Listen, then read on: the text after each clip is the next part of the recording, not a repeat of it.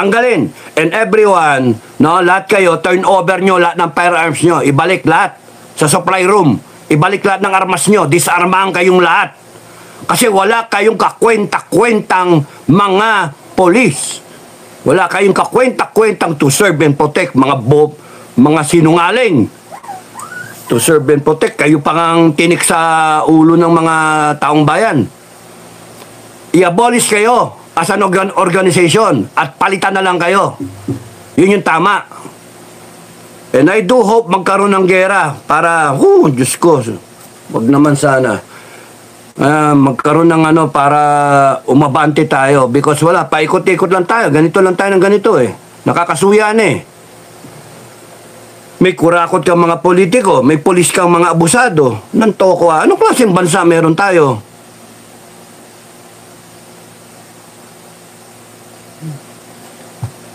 Kung alam nyo, kanina, pinapanood ko yung na yan eh.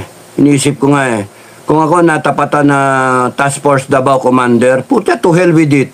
Pupuntahan ko yan, i-deploy ko lahat ng sundalo ko, didisarmahan ko lahat yan. Putangin nyo, hayop kayo. Didisarmahan ko lahat. Mag-away na tayo. Gusto nyo, magbarilan tayo. Malalaman kung sino yung matibay eh. Pero kung ako yung natapat na Task Force Commander dyan, na military commander dyan, to hell with yung mga na yan.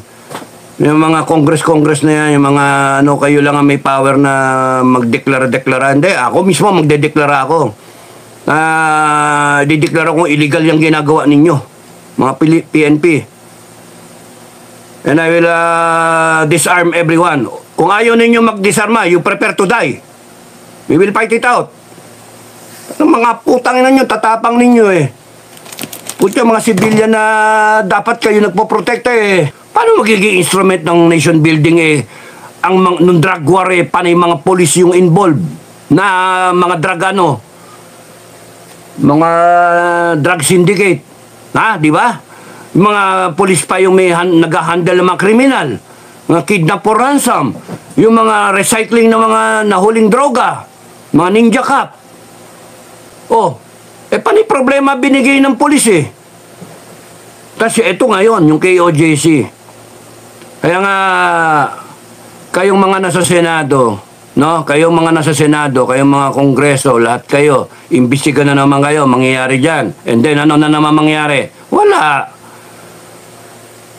Ay, nako. Ang sa akin, failure yung organization. Failure. Anong gagawin mo pagka-failure, no? Isara mo. Pag gumawa sa negosyo, bad investment. Talagang bad investment. Magkano ba budget ng PNP? Bad investment talaga kayo. Panay sakit ng ulo. Panay sakit sa damdamin. Hindi nyo na may babalik yung mga namatay. The next president, kung meron man, kung kunyaring maging presidente ka man, BP Sara, kung sakasakali kang maging presidente ka, malay natin, 2020 niya, di ba, kung tatakbo ka, or much earlier, kakampi mo ako, na palitan yung buong PNP na yan. No? Palitan, isara. Naintindihan niyo ako, BP Sara, isara ang entire PNP.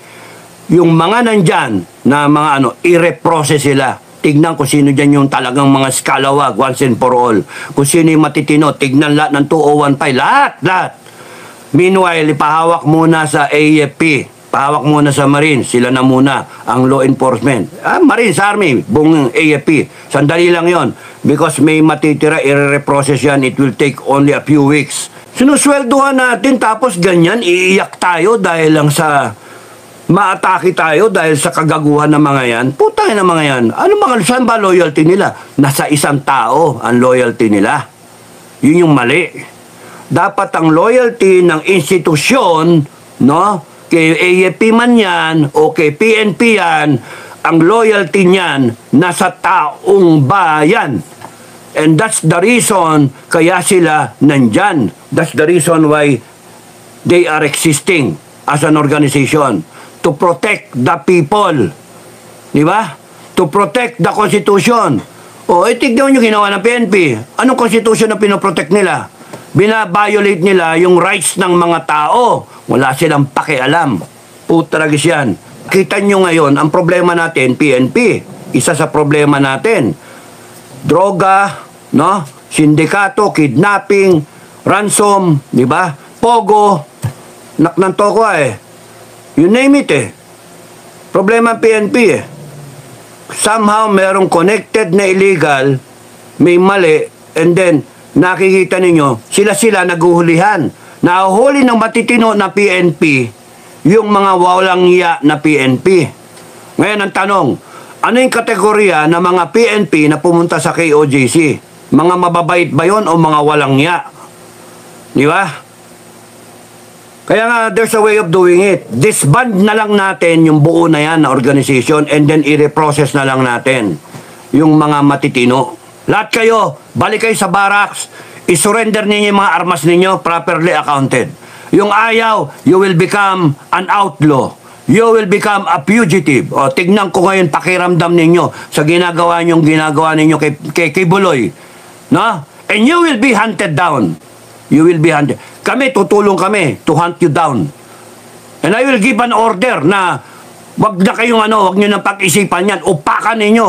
Pagka man lalaban, upakan nyo. Kasi mga walang kwentang tao yan Walang kagalang-galang sa mga tao. Titignan-tignan lang nila, tatawa-tawanan lang nila. Akala mo kung mag-aasa sila. Lahat yan dapat tanggalin sa serbisyo. Without pay, without benefits, without pension. Sorry na lang sa inyo, ayaw namin. Magkagera bigla at lahat ng agencies ng government ay yari kayo sa amin. Kaming mga FGF.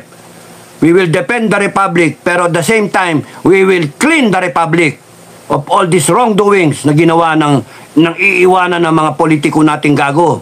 Sino tatakutin nyo? Kami tatakutin nyo? Tatakutin nyo, taong bayan? Hindi kami matatakot sa inyo. 2x2 lang ang katapat ninyo. Pukpukin namin kayo pag tulog kayo. Ang gago kayo. Ang tatapang yung kuno. Yung baril ninyo galing sa amin Solin nyo sa amin. Mga gago kayo. Wala ang mga kayo, wala kayo utang na loob. Api-api nyo yung mga taong bayan. Lahat kayo disbanded. Ngayon, kung kayo magiging rebel force, ay, good luck sa inyo. Vision, magpakamatay para kayo sa cause ninyo. No? Anong cause ninyo? Corruption?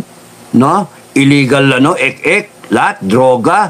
Okay lang, uubusin kayo. Uubusin namin kayo. Hindi nga dahilan yung sasabihin na nautusan lang ako. Sumusunod lang ako. Sorry, sumusunod lang ako. Okay, walang kaso. Bye-bye. And then nakita ko yung mga nagbablog, mga nagsasalita doon sa vlog, sa live feed, hindi natin masisisi yung mga polis natin. Putay. Pero bang, ginajustify pa natin na okay lang yan, mga maging gago yan kasi sumusunod lang sila sa utos na gago. Hindi yun Walang excuse walang excuse kasi di baril yung mga yan. Anytime yung buhay natin, isasalalay natin sa kanila. Isasaalang-alang natin sa kanila. Kaya kinakailangan walang excuse ang mga yan na sumusunod lang sila kaya nagkamali sila. Hindi, dapat they can discern what is right and wrong.